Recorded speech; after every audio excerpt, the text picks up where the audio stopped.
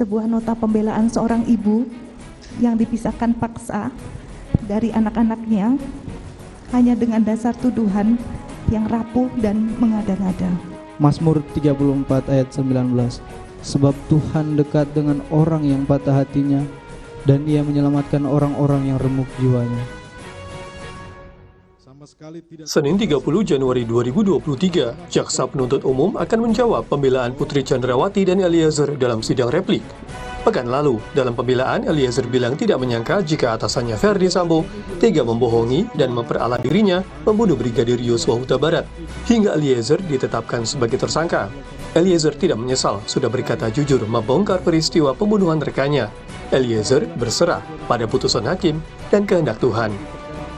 Bahwa sekalipun demikian, apabila Yang Mulia Ketua dan anggota Majelis Hakim sebagai wakil Tuhan ternyata berpendapat lain, maka saya hanya dapat memohon kiranya memberikan putusan terhadap diri saya yang seadil-adilnya. Kalaulah karena pengabdian saya sebagai seorang ajudan menjadikan saya seorang terdakwa, kini saya serahkan masa depan saya kepada putusan Majelis Hakim. Selebihnya saya hanya dapat berserah kepada kehendak Tuhan. Sementara Putri Chandrawati, istri Ferdi Sambo sambil menangis, menyatakan dirinya benar-benar menjadi korban kekerasan seksual Brigadir Yosua. Dalam kesempatan ini, saya menyatakan siap mempertanggungjawabkan kesaksian saya kepada Sang Pemilik Hidup Tuhan Yang Maha Esa, bahwa saya benar-benar mengalami kekerasan seksual dan penganiayaan yang dilakukan oleh Yosua. Tuntutan sudah dibacakan Jaksa Penuntut Umum. Putri Chandrawati dituntut 8 tahun penjara, sementara Eliezer 12 tahun penjara. Dan kini semua mata tertuju pada vonis Majelis Hakim sebagai wakil Tuhan. Tim Liputan Kompas TV.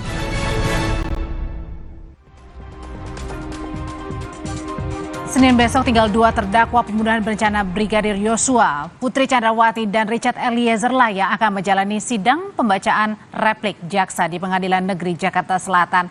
Adakah persiapan khusus yang saat ini sedang dihadapi juga oleh Eliezer untuk menghadapi sidang besok?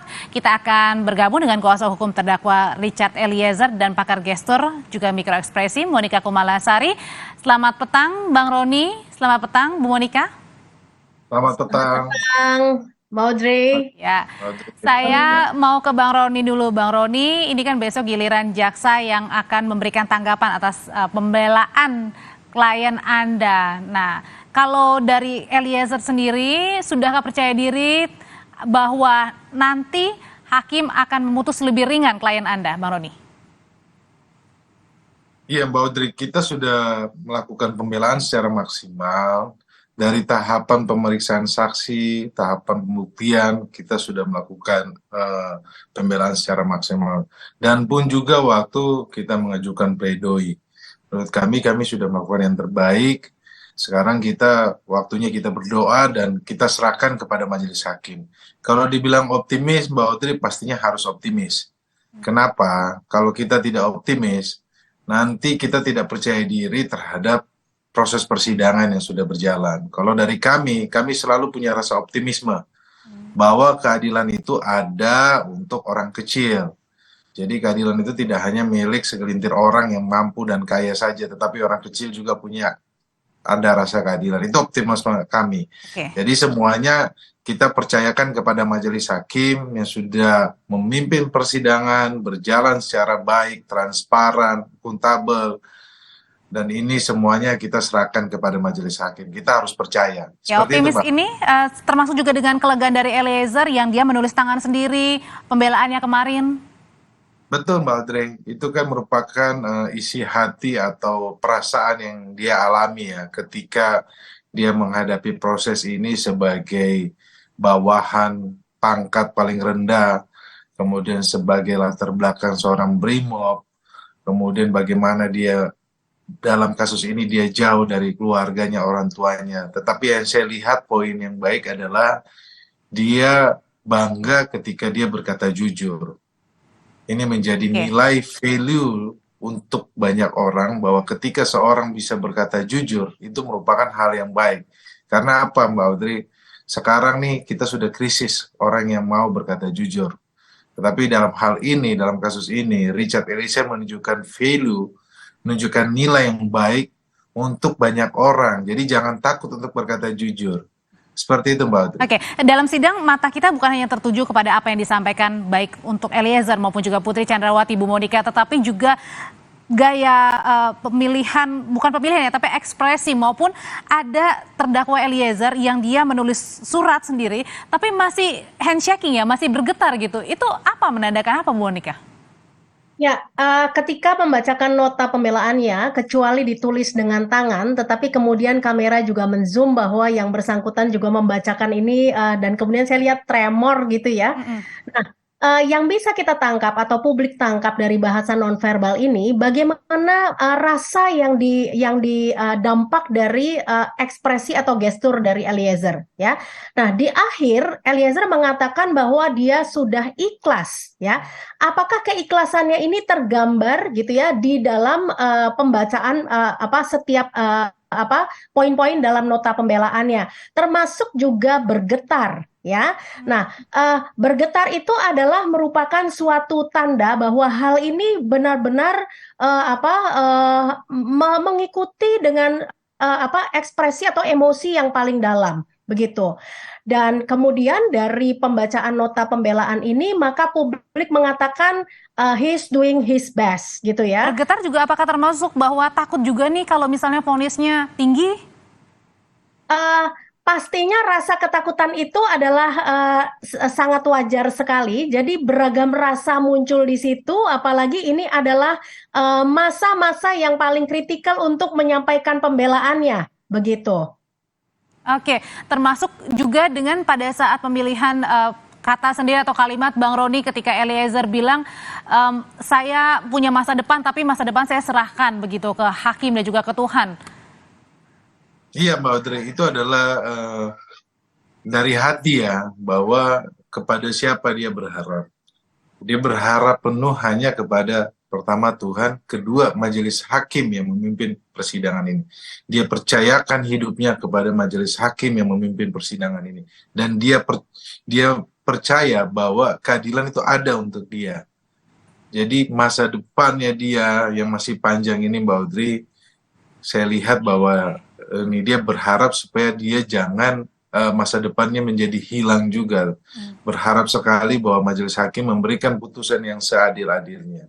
Oke, kalau Eliezer lebih banyak mengutarakan ucapan terima kasih, mengucapkan dia sudah berkata jujur, serahkan kepada vonis hakim. Tapi Bu Monica, yang juga menarik adalah pada saat Putri Chandrawati di sini, dalam pembelaan Putri Chandrawati membela dirinya lagi-lagi adalah mengatakan korban kekerasan seksual Yosua. Bagaimana kali ini dilihat ekspresinya? Karena kan ada menangis juga, membacakan sendiri pembelaannya.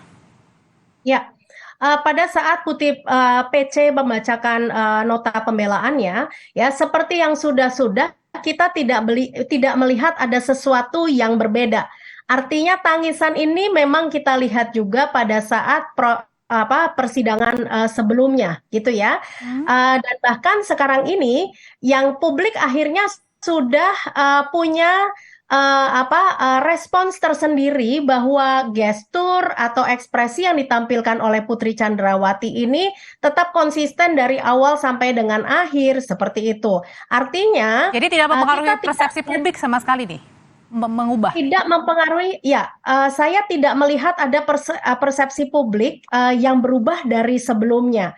Dan yang saya perhatikan adalah begini. Isak tangis itu hampir setiap ada ya di setiap persidangan gitu ya. Tetapi isak tangis itu adalah bisa merupakan sesuatu yang dirasakan terlebih dahulu kemudian diekspresikan, atau mungkin isak tangis juga bisa merupakan sesuatu yang di-generate dulu kemudian untuk menimbulkan perasaan atau ekspresi sedih. Sama seperti Icat ya. Icat juga tidak banjir air mata gitu ya, tetapi kita mendengar ada isak yang sangat softer banget, yang halus sekali gitu ya. Tetapi kalaupun di Putri Chandrawati ini tidak ada tidak terlihat air mata yang keluar yang bisa kalau kita gitu bedanya apa, Bu Monica? ekspresi ketulusan dari masing-masing ini? Icat berusaha untuk menyembunyikan kesedihannya, ya, karena dia tidak ingin ini dilihat oleh publik.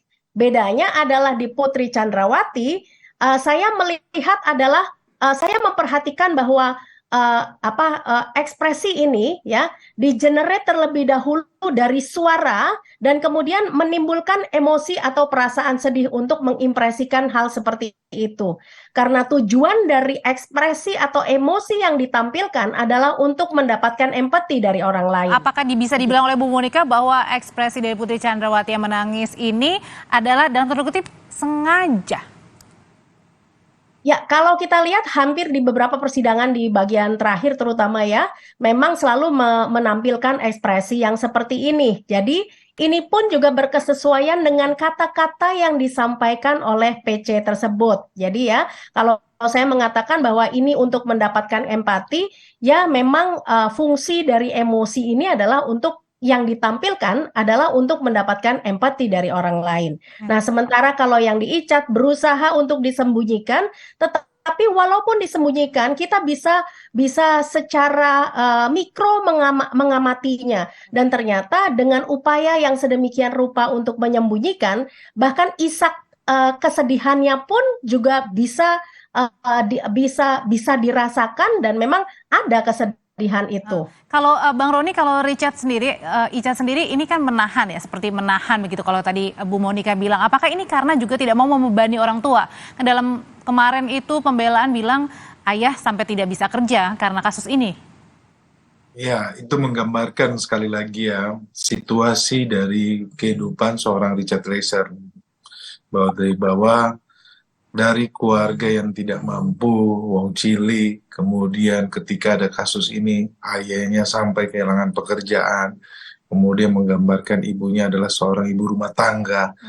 Dalam proses setiap persidangan, Icat sampaikan kepada saya agar orang tuanya tidak usah hadir ke persidangan. Terus kemudian saya tanyakan kenapa, karena dia tidak mau orang tuanya merasa sedih atau melihat dia karena duduk jadi terdakwa, jadi tidak mau membebani orang tuanya. Seperti itu sih Mbak Audrey. Jadi dalam setiap proses persidangan ketika orang tuanya dari Manado datang Jakarta mau datang nonton aja, Icat bilang tidak usah. Kenapa dia tidak mau lihat orang tuanya sedih? Anak ini dari dulu memang dia ini mandiri, kemudian membantu orang tua, terus kalau ada apa-apa dia pendam sendiri.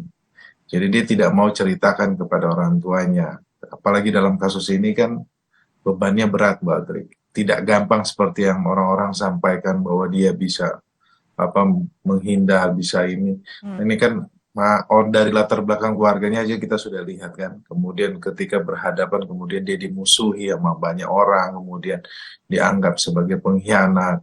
Tetapi dia menjalani proses ini kan semuanya demi kebaikan juga. Tentunya kan kalau kita lihat ini untuk Indonesia ke depannya lebih baik. Sehingga dalam hal kasus seperti ini ada yang berani berkata jujur. Kita berharap bahwa negara juga ikut melindungi. Seperti itu. Oke, Bang Roni, kalau kemarin kan kita sudah lihat Sambo, ada Kuat dan juga Ricky yang dipatahkan ya pembelaannya oleh jaksa penuntut umum. Kalau misalnya besok dipatahkan pembelaan atau apa yang sudah dikatakan oleh Richard ini jujur, sudah ada persiapan apa yang ingin disampaikan juga Richard dan kuasa hukum? Ya, nanti kita lihat besok repliknya isinya seperti apa. Tentunya kan kita punya satu kesempatan lagi untuk duplik ya, menjawab dari satu kali lagi ya. Ya, jaksa penuntut umum. Nanti kita lihat besok seperti apa replik. Tapi pada prinsipnya adalah kita konsisten dengan pledoi kita, nota pembelaan kita terkait dengan penghapusan pidana. Kalau Bu Monika sendiri, kalau misalnya besok misalnya jaksa nih mematahkan semua pembelaan yang dikatakan Eliezer sudah jujur, apa mungkin? Saya melihat optimisme yang luar biasa untuk untuk replik besok. Kenapa? Karena saya membandingkan ketika JPU membacakan tuntutan, ya, ini kita semua bisa merasakan bahwa ada low power post di situ, ya. Apa yang dikatakan kemudian apa yang diekspresikan itu tidak sinkron gitu ya. Dan kemudian ketika kita mengetahui bahwa banyak pihak di luar sana termasuk Pak Mahfud MD yang menyampaikan dukungan, bahkan mengatakan Adinda Eliezer dan sebagainya, kemudian juga banyak orang-orang yang cukup kita bisa ambil pendapatnya juga menyatakan dukungannya gitu ya. Ketika pembacaan replik untuk Verdi Sambo ya, maka JPU juga mengatakan bahwa Eliezer itu konsisten seperti itu. Oke, jadi mungkin kira-kiranya besok akan ini ya, tidak mematahkan ya, rasanya seperti itu ya. Oke. Rasanya seperti itu. Oke, rasanya seperti itu, tapi kita akan lihat besok. Tapi terakhir singkat, Bang Roni, kalau besok Richard sudah lebih siap mungkin ya, ketika apapun nanti yang diomongin sama jaksa dalam replik. Ya, dalam situasi apapun, Mbak Audrey, ketika diberikan tuntutan 12 tahun yang membuat kita kaget semuanya, karena apa? Merasa jomplang dengan terdakwa yang lainnya, di mana terdakwa yang 8 tahun berbelit-belit, berbohong, kemudian tidak konsisten, sedangkan Richard Eliezer membantu proses persidangan, pasalnya sama 340, penyertanya 55 juga pun sama, tetapi perbedaannya sangat signifikan. Ini membuat kita kecewa, tetapi dalam hal proses ini yang berjalan, kita harus optimis, Mbak Audrey, bahwa kita percaya di palu hakim nanti akan diberikan keadilan. Jadi selama proses ini yang sudah ada nanti besok dari kita sudah ada pledoi, kemudian ada replik, nanti kita lihat ya jaksa repliknya isinya seperti apa. Tentunya ini terkait dengan rasa keadilan yang tidak hanya memiliki Richard Eliezer, tetapi masyarakat luas yang ikut bersuara. Kalau tadi Bu Monika sampaikan, Pak Menko Polhukam juga ada Romo Magni Suseno sudah bersuara, kemudian para ahli hukum juga bersuara. Kemudian ahli pidana juga sampaikan bahwa ini tidak adil. Nah, kemudian penegakan hukum ini mau kita bawa kemana gitu. Oke, baik. Terima kasih pengacara Eliezer, Ronita Lapesi, dan Monika Kumalasari, pakar gestur dan mikroekspresi sudah berbagi informasi di Kompas Petang. Saya selalu Bapak dan juga Ibu. Terima kasih.